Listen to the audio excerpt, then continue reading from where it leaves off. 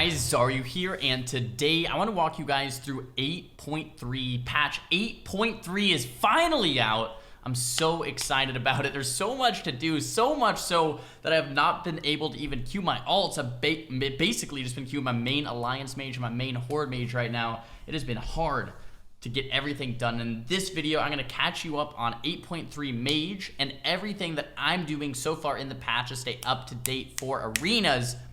So let's jump into it. Just the quickest talent video ever, okay? Same exact stuff. I just did an 825 Mage guide a few weeks ago, so I'm not going to bore you guys to death with all the reasons I picked my talents, but these are the talents I'm running with. These are the honor talents I'm running with. I'm not changing much unless I play Klepto instead of Temp Shield or instead of Flame Canning, depending which one I want to drop for that game. But pretty much playing these honor talents, Klepto against Arresto Druids, sometimes Arresto Shamans, or sometimes the RM Palmyr. And then for my necklace, guys, we have that fourth minor slot. A bunch of you guys are probably like, which essence are you going to run for the minor slot? That's a good question.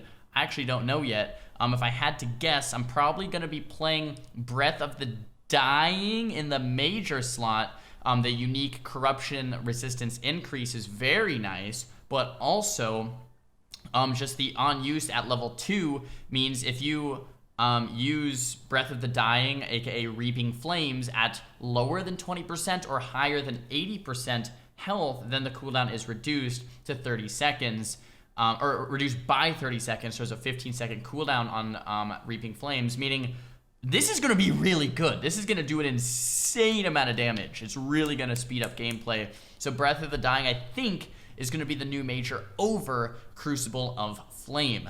Meaning, what are we going to put in this minor slot? Could be now Crucible of Flame, and then we'd have Conflict, Memory of Lucid Dreams, and Crucible as minors, and Breath of the Dying as a major. If I had to guess, I think that may be a good option, but I'm not 1000% sure. I think Condensed Life Force in that minor slot could also still be good. I haven't even unlocked it. Omega lol.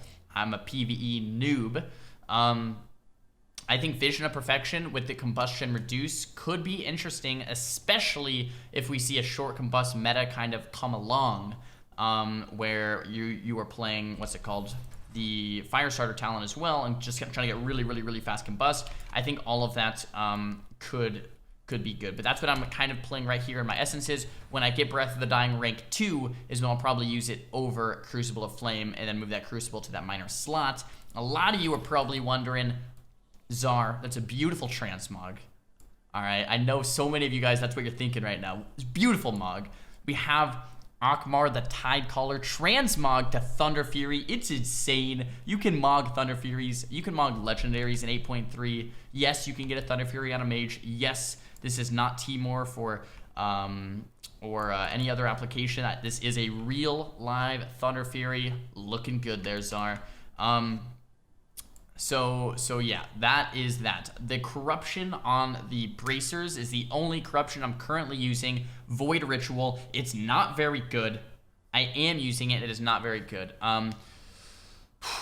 There's a couple essences right now that are incredible. Infinite Stars being one of them. Infinite Stars is disgustingly broken. It's doing people's #1 damage on damage breakdowns. Did this guy have it in one of these games? Did this guy have it? Nope. Okay, never mind. But a lot of insane damage coming out from Infinite Stars right now. It's already gotten nerfed by 25%. I'm assuming it's going to get nerfed more in this upcoming week, or hopefully Blizzard nerf Infinite Stars, please. Okay, it's insane. There's another Void. What are they called? Void Corruption. There's another corruption on a piece of gear. I actually have it on my rogue, so I can log over and see. But it does. It's my rogue's boots. You can see how fly those are in that little BlizzCon onesie. Looking good, RMX. Haven't been playing a ton of him, though, just because it's difficult to get the games played on him. But anyway, your attacks have a chance to trigger a beam of Twilight Devastation, dealing damage equal to 12% of your health. This one does so much damage, so much damage. I've seen a lot of people, especially melee, like rogues, demon hunters, windwalkers, I think using this one, just doing so much damage in those setups. So Roastmaster looking pretty good with the foot wraps right now. So that leaves us to the cloak. I have 2 characters with a rank 5 cloak and 2 characters with a rank 7 cloak, although I think I could get I could get them all to 6 or at least 7 by this week if I wanted to. But the cloak, guys. So a lot of you guys are probably like, what do I have to do every day on all my characters? That's a great question because it is very confusing, this patch. So that's part of why I wanted to make this video as well. You have to do visions. Visions daily quest is either in Uldum. So right now it's in Uldum, Vision of N'Zoth. You go right here and you do a daily quest. You go inside the vision, you do the daily quest, you come out, you turn it in for a currency called Coalescing. Am I saying that? Coalescing visions. When you have 10,000 visions, you can then do a major vision or the normal vision. This is like a mini vision. You can do the normal vision, and this normal vision through these quests will allow you to upgrade your cloak. In these visions, you go, right now it's either in Stormwind, but it's either in Stormwind or Orgrimmar. You'll basically go to the city. You're under a time constraint, right? You have corruption. If the corruption is 0, you die, and you have to do the quest and then kill the main boss. You leave, you get your objective done, and then you can upgrade your cloak. For ranks 1 to 5, you just have to kill the main boss. For rank 6, you have to kill 1 objective and the main boss. For rank 7, 2 objectives and the main boss, and that's where I'm at. So I don't really know past that. But basically, do your vision every day. Okay, and then upgrade your cloak. Right now, the cloak cap is 7, I do believe. Next week, it'll be rank 8. The week after that will be rank 9. The cloak cap's at rank 15, if I'm not mistaken. That could be wrong, but I think it's rank 15. So we'll be upgrading our cloaks as time goes on. At rank 8, I do believe the cloak gets... the legendary cloak gets versatility. It has corruption resistance. It has reduced sanity loss within visions. It's just good, right? It's everyone's best in slot. In fact, there's no cloaks that even drop in this new patch at all. So if you do want to stay up to date, you definitely have to do your daily visions and do the big visions with the 10,000 Coalescing visions from this vendor right here. To enter the horrific vision, you grab one of these vessels for 10,000 currency. You go into the vision, you complete it, and you upgrade your cloak. So we've talked a little bit about corruption gear, the ones that are OP, what you have to do to actually upgrade that cloak in the first place. So what else do you do on a daily basis? You know, what else do you actually do on the daily basis? You have 2 main areas where you're doing quests this patch. Veil. Okay, Veil of Eternal Blossoms, this whole area within this corrupted circle, there's going to be daily quests, which I have not done yet today, so they're right here. I'll do the daily quests. These will give me visions, they'll give me reputation. And then there's another one in Uldum, and Uldum is right here. And once again, I haven't done my daily vision or these dailies, so I have to go do that. And then there's assaults. Assaults come up every couple of days. Let's see. I already did them yesterday. I think it'll come up in maybe 2 or 3 days from now, and the assaults will come back. The assaults basically mean you have to do you have to either kill a bunch of people within this zone or do a bunch of objectives in the zone. When you get the assault to 100%, you have to kill a boss. When you kill that boss, you get your assault complete. When you get the assault complete, you get like either 5 or 10,000 visions. So you need to do that to upgrade that cloak. Assaults, 2 of them a week, 3 of them a week. At least, so make sure you get those done. On top of that, we have our emissaries. Emissaries are good to do once again because emissaries are upgraded to 445 rewards, meaning you can get some pretty decent gear from the emissaries, so thumbs up on that. And then there's actual world quests that you can start doing. There is no more Titan Forging. Gotta turn that one in. There is no more Titan Forging on the world quest, I don't believe, but it can be corrupted. So if you see an item that is good, you can actually, try to get a corruption on it and go from there. But a lot of the AP you should be going for because you need to get that neck leveled up as quickly as possible to 75 for that minor slot. So there's that. Now, if you want to even do more, right, this is 8.3 is like the patch of stuff to do. You need to cap your arenas each week so you get your conquest earned for the week. I'm going to try to get my arena maybe to 2,400 this week.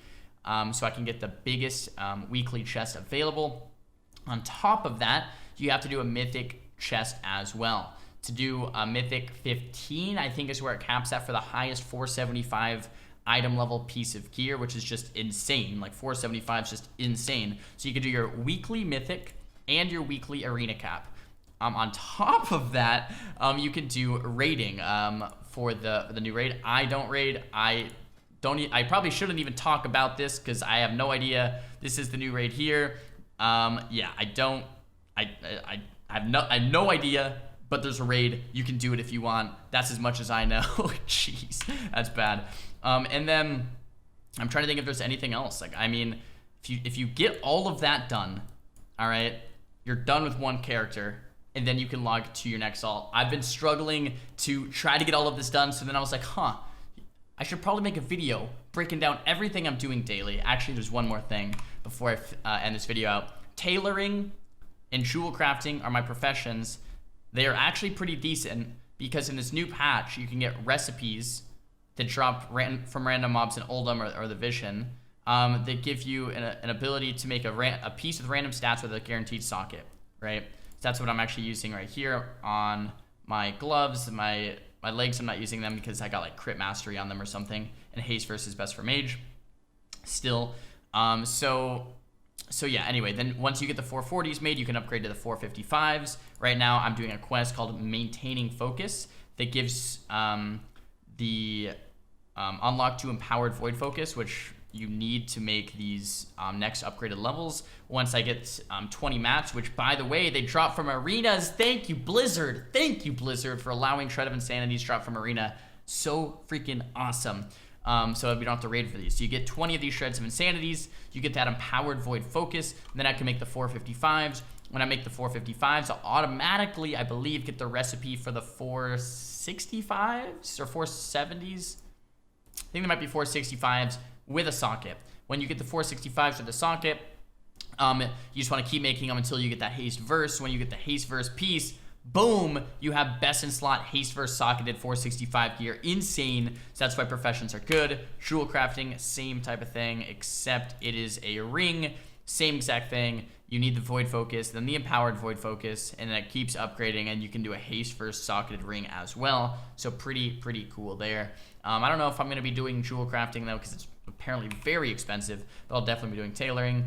As far as my traits, so I guess this is, so I started the video with the mage guide, went into the 8.3 guide. We're ending with another part of this mage guide here. What traits am I using? I actually don't have many good traits. Wildfire Blaster Master apparently is the best right now. That's what I'm using. This could change. This whole video could change, right?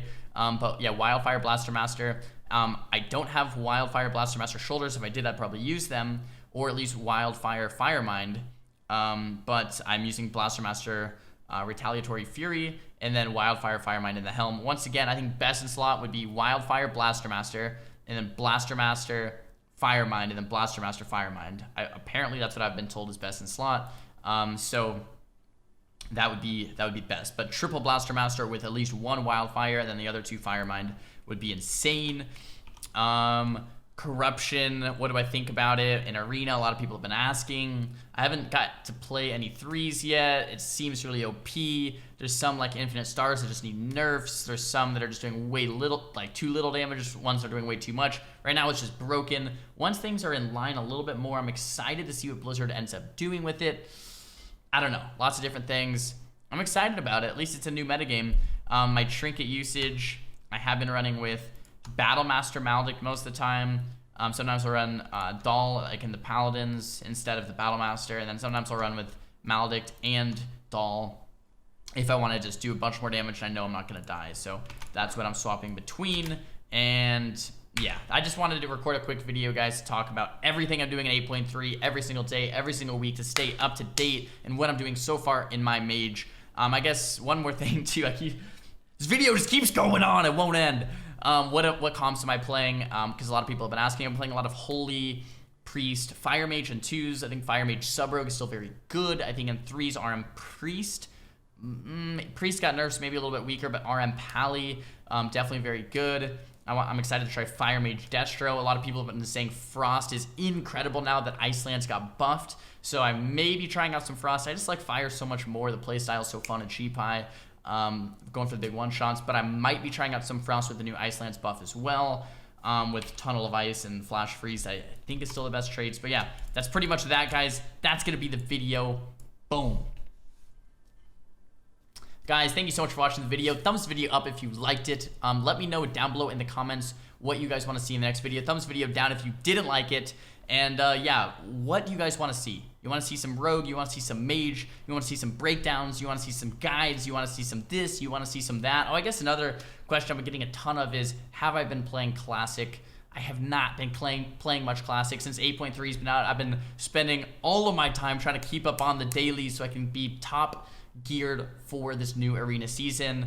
And we did end up getting 2 rank 1s in Notorious season. I'm very proud to say I got rank 1 with Born Good and Jarrett, or Nesper, playing RM Pal on Horde. And then on Alliance, I played, get this, Disc, Sub, Fire with Stun God and Eros. A lot of those games are still being uploaded to the YouTube channel as I speak. But we ended up grinding from 2,700 to 3,100-ish in one night. It was absolutely insane. These games, we were just on fire. It was so much fun to play. So I hope you guys are enjoying those as well. GG's. Thanks for watching. I'll see you guys in the next one. Peace.